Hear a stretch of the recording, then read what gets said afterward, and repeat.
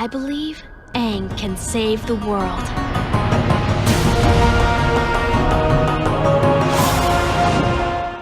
Howdy nerds of everywhere, it's me ShrugPod, and today welcome to another video of Avatar Month. Well, welcome to the review of the final season of The Last Airbender, Book 3, Fire. I finished it. Did I cry? I sure did. Was it amazing? Yeah, it was. Do I miss the feeling of having to get this series done so that way I can review it in time for Avatar Month and have the video out on time? No, I don't. I don't at all. Don't miss it at all. So let's get on with the review. So, Aang has just woken up after getting severe injuries from Azula's lightning bolt as he was entering the Avatar state. When he wakes up, he realizes once again that he's failed the world and that the Fire Nation is growing closer to winning over the world. Aang doesn't know exactly what to do, but he's kind of freaking out. He realizes that the Fire Lord now has an iron fist over bossing Se, and that's a huge city that was lost. And he's so stressed about it and doesn't know entirely what to do. Everyone in the world thinks that he's dead. He's become powerless. He believes that he is powerless, and his hope has dropped to nothing. He doesn't believe in anything anymore. But after a small lesson from the oh-so-powerful Avatar lineage, it's all good. It's all good. GG, Roku. Good job. So, the entire plot for the rest of the season is they're going to go through with the Eclipse invasion, and they're going to try to take down Fire Lord Ozai on the Day of Black Sun. So, their mission is to go through the Fire Nation like they aren't even there. They're basically acting as refugees, but in camouflage and in enemy territory. So, for the good half of the season, the entire plot is based them around trying to get to the invasion, and it's basically all that they're trying to do, and the episodes are really entertaining. Well, the plan is for the invasion to succeed, but when plans change, everything kind of goes into disarray. The invasion fails, and the group decides to split up in order to train to fight the Fire Lord.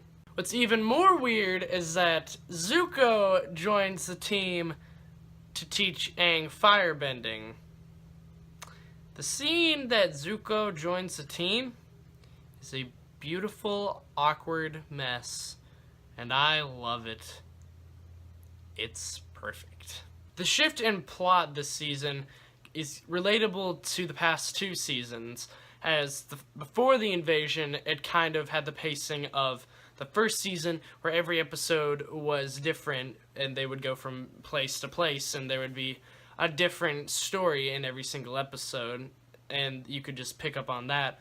And then the second half, after the invasion had already happened, it kind of was relatable to the second season, as it was more of an evident plot, and they were focusing on one main thing, and there were two parts or one part to an episode instead of just something different every single episode.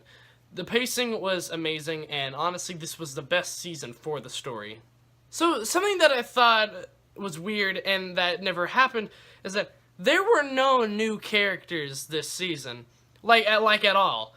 It was a bunch of reoccurring characters from throughout the series, but there was never any new characters that were introduced this season, which I think is a smart move, because that way they can focus on the characters that they have right now.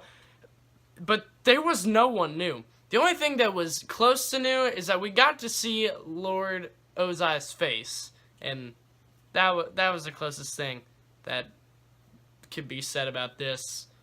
But something about Fire Lord Ozai. Mark Hamill's voice, along with the Fire Lord Ozai's face.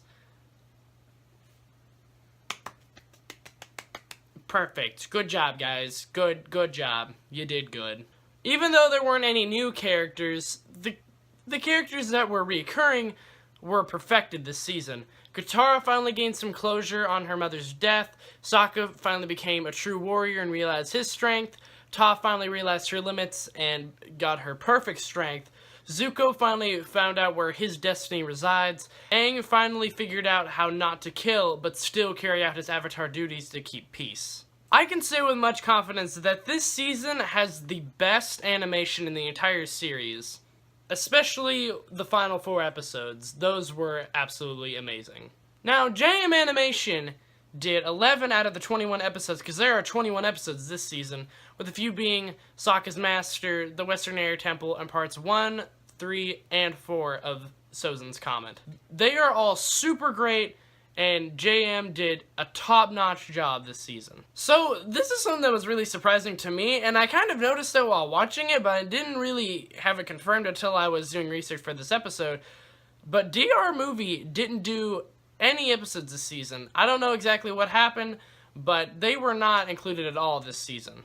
The animation studio that did the other 10 episodes is called Moe Animation. The episodes that they did were The Runaway, The Painted Lady, and the second part of Sozin's Comment. And I honestly believe that they did just as good as a job as JM and DR did, because they did super well. Now, this is a section I've never gone into detail with, because I didn't want to talk about it until I'd finished the entire series of Avatar, The Last Airbender, and that's the music. But let me make this clear. Avatar The Last Airbender's music is absolutely fan-freaking-tastic. A section in and of itself, it's one of the best OSTs I have ever seen or ever heard for a show. It's absolutely phenomenal. Every single track, from the opening to the Agni Kai music, to the Sun Warriors tribal music, to the final battle music, all of it is so awesome. It's all something that gives Avatar the charm that everyone knows it for. My favorite track in the entire series, hands down, has to be the Secret Tunnel song. I know every line. It's the best part of Avatar. That's a fact. Like, no joke there. It's so good.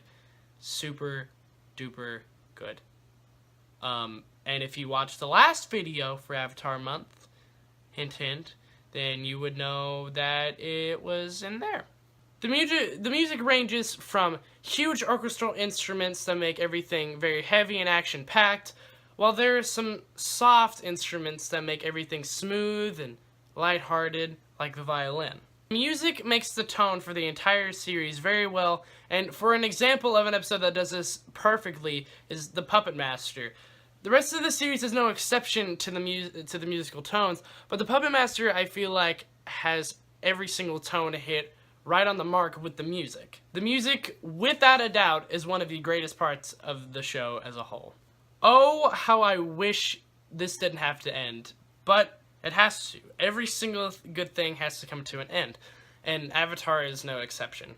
Avatar had a seemingly perfect run, and from rewatching it once again, I can say that this show is perfect. Every episode, every character, every song made this show as popular as it is, making it an icon of Western animation. I believe that there aren't many shows that could compare to this one on a scale quite as this. So, with that in mind, and much courage saying this, because I know for a fact that some people will outrage in the comments, but just understand that this is my opinion, I'm going to give Avatar The Last Airbender, Book 3, a perfect 10 out of 10. That's right. You heard me right. 10 out of 10. GG. So, if you want to buy this season, which I hope for my review you want to, you can go pick up this sucker right here, you know? You see, Book 3 Fire. I got a light bulb right here also, so don't freak out about that. See, it's Book 3 Fire, so you can go and pick this up, which is kind of a ripoff according to Books A Million, because you can only get this season for about $25, but for the same price, you can get this, which comes with Book 1, Book 2, and Book 3. So, you'll have all of them, and I think that's really cool. this is an amazing freaking pickup, and I do suggest that you get this at any point in time because it's great. Thank you guys so much for watching. Thank you for staying with me for the past week and a half to review all of this amazing series. Come back on Friday and we'll start The Legend of Korra, and it's gonna be great. I know it will. Maybe subscribe if you want to. If you've been liking the Avatar videos, maybe you should subscribe. It'll be great. And then, after that, you can follow me on Twitter because that's the only social media that I have linked to this YouTube channel, and it's really good, and I'm really funny on Twitter because I retweet a lot of things that are really funny because I'm really funny, I think. Okay, thanks for watching. Bye!